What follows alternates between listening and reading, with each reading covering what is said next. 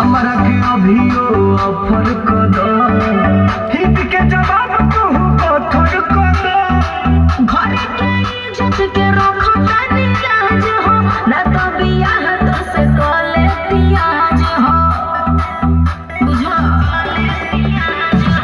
हमरा के अभियो ऑफर कर दो, हित के जवाब तू पत्थर कर दो। घर के इज्जत के रखो तनी लाज हो, ना तो बियाह तो से कले पियाज हो। बड़ी सहतर दिल के ससनिया, बॉम्बे में लेके मकानिया, रखल बा दूगो नचनिया, रखल बा दूगो नचनिया।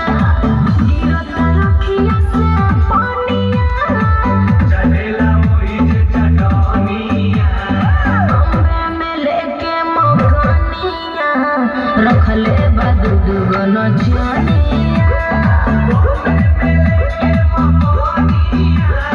रखल बा दूगो नचनिया।